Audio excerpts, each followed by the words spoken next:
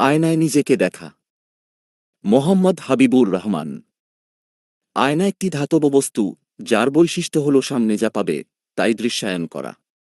আলোকরশ্মির প্রতিফলন বা রিফ্লেকশন ধর্মের কারণে আমরা আয়নাতে দেখতে পাই। প্রায়শবার ঘরেই আয়না থাকে।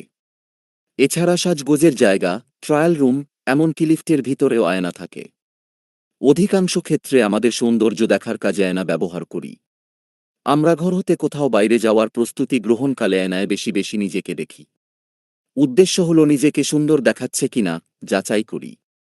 আয়না তার নীরব ভাষায় আমাদের সৌন্দর্যকে দেখিয়ে দেয় এবং ভুলগুলো ধরিয়ে দেয়। নিজের সাজগোজ, পোশাক, শালীনতা, makeup, get up, smart, cute, beautiful লাগছে কিনা এসব বিষয় আয়না আমাদেরকে দেখিয়ে দেয়। নিজের পোশাক বা চেহারায় কোনো জড়তা, বেমানান আছে কিনা, কোনো খারাপ লাগার কিছু আছে কিনা এসব বিষয়ে আয়না নীরব ভাষায় বলে দেয়। চেহারায়, পোশাকে কোথায় ভাঁজ পড়েছে, কোথায় দাগ লেগেছে, মেকআপ বা পোশাক মানানসই হচ্ছে কিনা ইত্যাদি বিষয় পর্যবেক্ষণ করে আমাদের সামনে তুলে ধরেও তর্ক করে। আয়নার ভূমিকায় ক্ষেত্রে কাউকে গালমন্দনা করে নিজেকেই নিজের সামনে তুলে ধরে ভুলগুলো ধরিয়ে দেওয়া। আয়নায় ক্ষেত্রে শুভাকাঙ্ক্ষী বন্ধু হিসেবে নীরবে অন্যকে পরামর্শ বা উপদেশ দেয়, যাতে ব্যক্তির সৌন্দর্য আরও ভালো দেখায়। আমরা নিজেদেরকে এভাবে দেখি, প্রকৃতপক্ষে অন্যরা আমাদেরকে সেভাবে দেখে না। নিজেদের সম্পর্কে সৃষ্ট ধারণা ও বাস্তবতার মধ্যে পার্থক্য দেখা যায়।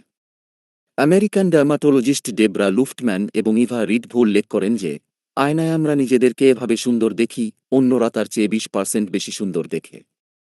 আবার আরেক গবেষণায় উল্টো বলা হয়েছে, আয়নায় দেখে আমরা নিজেদের যতটা সুন্দর ভাবি, অন্যরা তার চেয়ে আকর্ষণীয় মনে করে।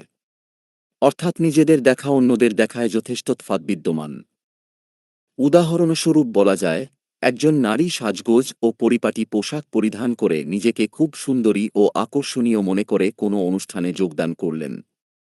অনুষ্ঠানে অনেকেই তার সাজ পোশাক ও রূপের প্রশংসা করেছেন।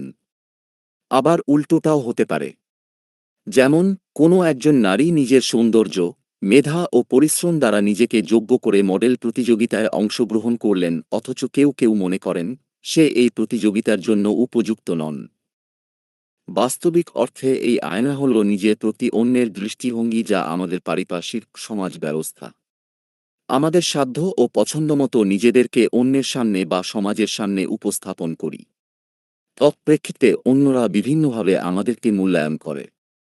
আয়নাকে ঘন ঘন পরিষ্কার করার প্রয়োজন হয় না, কেননা তাতে দ্রুত ময়লা পড়ে না।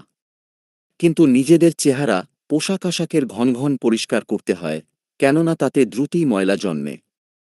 অনুরূপভাবে নিজেদের চেহারা ও আচরণে ময়লা জমলে তা দ্রুতই পরিষ্কার করার প্রয়োজন পড়ে। এ প্রসঙ্গে আমেরিকান সমাজবিজ্ঞানী চার্লস হটন কুলির 1902 লুকিং গ্লাস সেলফ তত্ত্ব প্রণিধানযোগ্য। তিনি human nature and the social order গ্রন্থে উল্লেখ করেন যে, মানুষ শুধু তার নিজের চিন্তাচেতনা দ্বারা নিজেকে তৈরি করে না, বরং তার আশেপাশের ব্যক্তি, সমাজ ও পরিবেশ দ্বারা প্রভাবিত হয়ে নিজেকে তৈরি করে এবং ব্যক্তির আচরণকে পরিশুদ্ধ করে।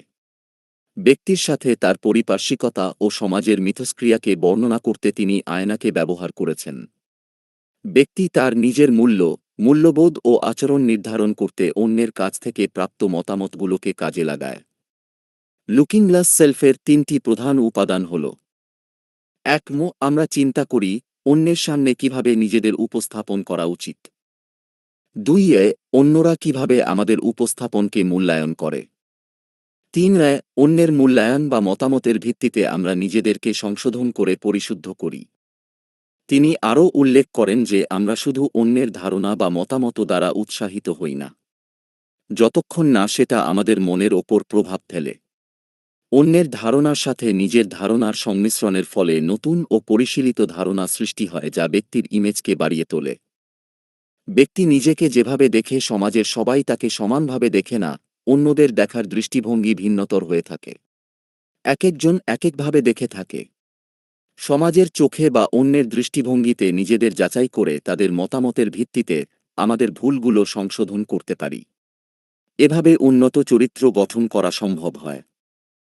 কবি হরিশচন্দ্র মিত্র তাঁর বড়কে কবিতায় বলেছেন, আপনাকে বড় বলে বড় সেই নয়, লোকে যারে বড় বলে বড় সেই হয়। অন্যদের কাছে নিজেকে যেভাবে উপস্থাপন করা হয় সেটাই সর্বোত্তম নয়। শুধু আত্মপ্রচার করে কেউ বড় হয় না। মানুষ তাকে গ্রহণ করে না, বড় বলে স্বীকার করে না। শুধু নিজের গুণগান নিজেই গাওয়া নয়, সমাজের আরও 10 জনের দৃষ্টিতে ভালো হলে সেটাই প্রকৃত ভালো।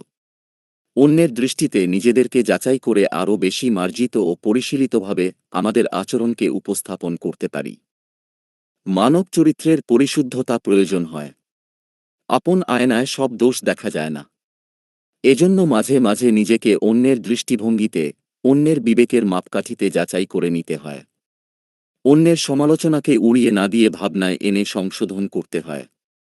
ময়লার দাগ নিজের চরিত্রে বা পোশাকে আছে কিনা সেটা দেখতে হবে, কিন্তু সেটা না দেখে বারবার আয়না পরিষ্কার করছি কিনা ভেবে দেখতে হবে।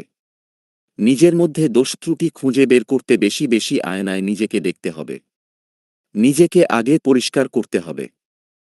আমাদের নিজেদের আচরণে অন্যেরা সমালোচনা করতেই পারে, তাই বলে অন্যের সমালোচনাকে না এড়িয়ে তা গ্রহণ করতে হবে। এক্ষেত্রে আমাদের সহনশীলতা ও ধৈর্যশীলতার পরিচয় দিতে হবে। সমালোচনাকে ব্যক্তিগত আক্রমণ হিসেবে নেওয়া যাবে না। আপনার প্রতিক্রিয়া জানানোর আগে অন্যের কথা ভালোমতো শুনতে হবে, বুঝতে হবে এবং সঠিক কিনা তা নিরপেক্ষভাবে ভাবতে হবে। নিজেকে মনে করতে হবে এটি আপনার জন্য শোধরানোর সুযোগ। তাই সমালোচনাকে কাজে লাগাতে হবে। কখনো কখনো আমরাও অন্যের সমালোচনা করি। এই সমালোচনা কারও মনে আঘাত দেওয়ার জন্য নয়, বরং তাকে সংশোধন ও উন্নতির পথে এগিয়ে নেওয়ার উদ্দেশ্যে হওয়া উচিত। তাই সমালোচনার শুরুতেই তার ভালো দিকগুলো স্বীকার করা প্রয়োজন, এরপর শান্ত ও শালীনভাবে উন্নতির জায়গাগুলো তুলে ধরা উচিত। এতে সমালোচিত ব্যক্তি নিজেকে অবমূল্যায়িত না করে বরং উৎসাহ বোধ করে। কিন্তু বাস্তবে দেখা যায়, আমরা অনেক সময় সরাসরি অন্যের দোষত্রুটি খুঁজি, তাকে জ্ঞান দিই, উপদেশ দিই, এমনকি বকাবকিও করি। অথচ এসব বিষয়ে নিজের আচরণ ও চরিত্র সংশোধনে উদাসীন থাকি। প্রকৃতপক্ষে অন্যকে ভালো হওয়ার পরামর্শ দেওয়ার আগে নিজেকে ভালো মানুষ হিসেবে গড়ে তোলা জরুরি। এতে আমাদের কথা ও কাজের মধ্যে সামঞ্জস্য থাকে এবং পরামর্শ অধিক গ্রহণযোগ্য হয়।